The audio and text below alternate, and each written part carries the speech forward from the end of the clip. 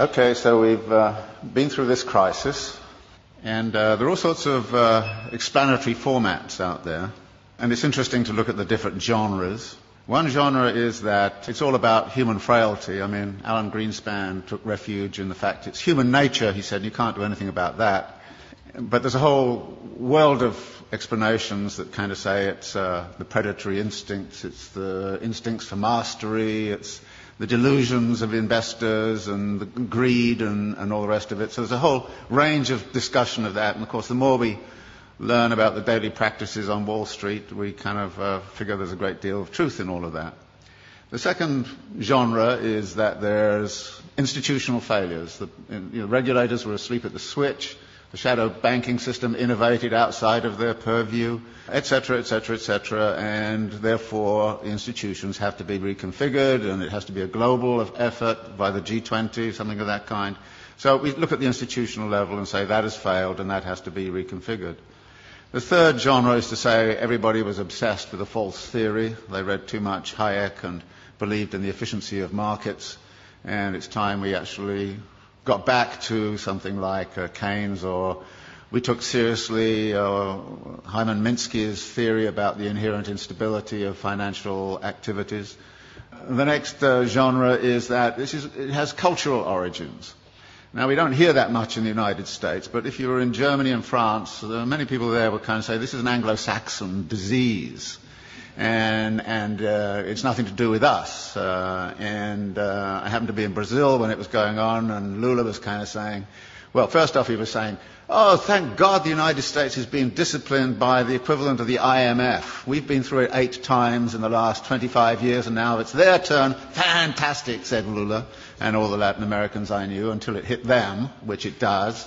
And then they kind of changed their tune a little bit. So there's a kind of a way of which it became cultural. And you can see that by the way in which this whole Greek thing is being handled. The way the German press is saying, well, it's the Greek character, it's defects in the Greek character. And there's a lot of rather nasty stuff going on around that. But actually there are some cultural features which have led into it. For instance, the US fascination with home ownership, which is supposedly a deep cultural value. So 68% of US households are homeowners. It's only 22% in Switzerland.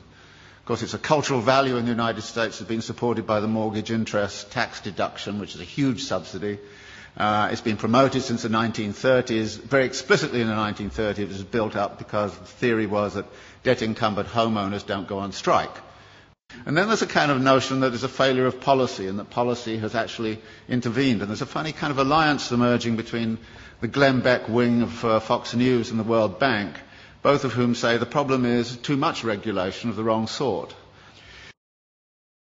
So there are all of these ways, and all of them have a certain truth. And skilled writers will take one or other of those perspectives and build a story and actually write a very plausible kind of story about this. And I thought to myself, well, what kind of plausible story can I write which is none of the above?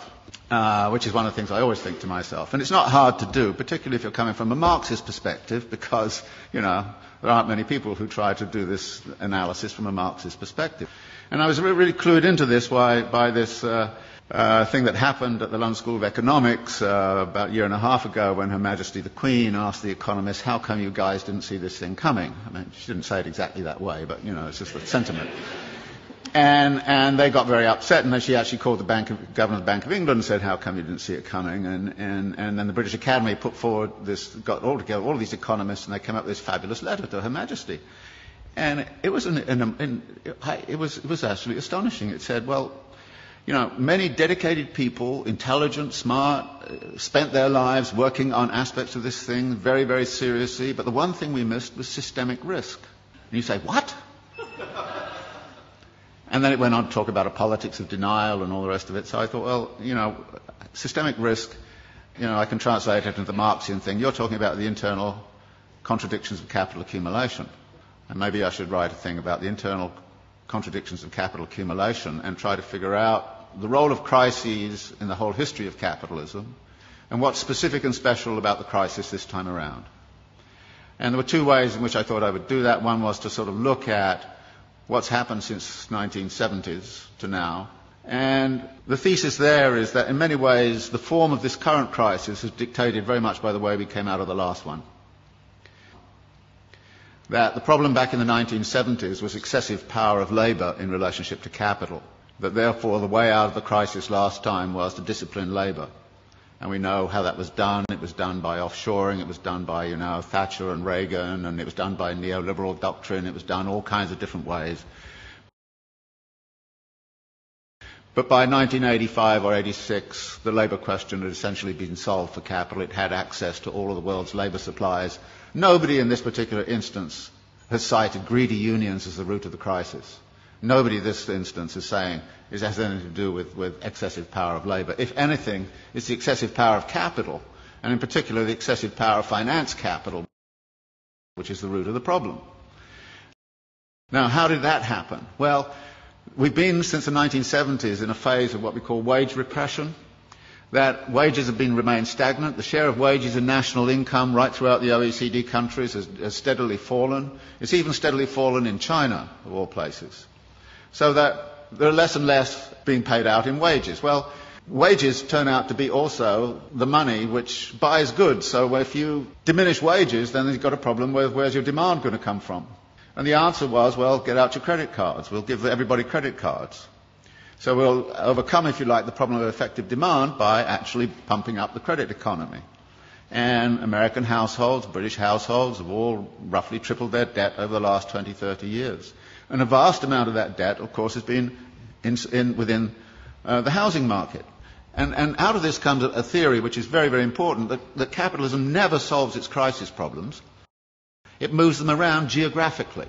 And what we're seeing right now is a geographical movement of that. Everybody says, well, okay, everything's beginning to recover in the United States, and then Greece goes bang, and everybody goes, what about the pigs, And it's interesting. You had a finance crisis, which is in the financial system.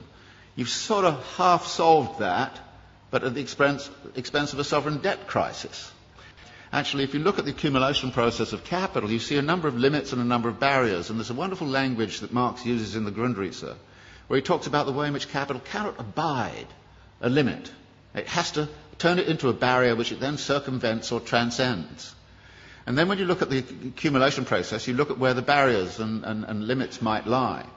And the simple way to look at it is to say, look, the typical circulation process of accumulation goes like this. You start with some money, you go into the market and you buy labour, power and means of production, and you put them to work with a given technology and organisational form. You create a commodity which you then sell for the original money plus a profit. Now, you then take part of the profit and you recapitalise it into an expansion for very interesting reasons. Now, there are two things about this. One is there are a number of barrier points in here. How is the money got together in the right place at the right time in the right volume? And that takes financial ingenuity. So the whole history of capitalism has been about financial innovation. And financial innovation has the effect of also empowering the financiers. And the excessive power of the financiers can sometimes, they do get greedy, no question about it. And if you look at financial profits in the United States, they were soaring after 1990. They're going up like this.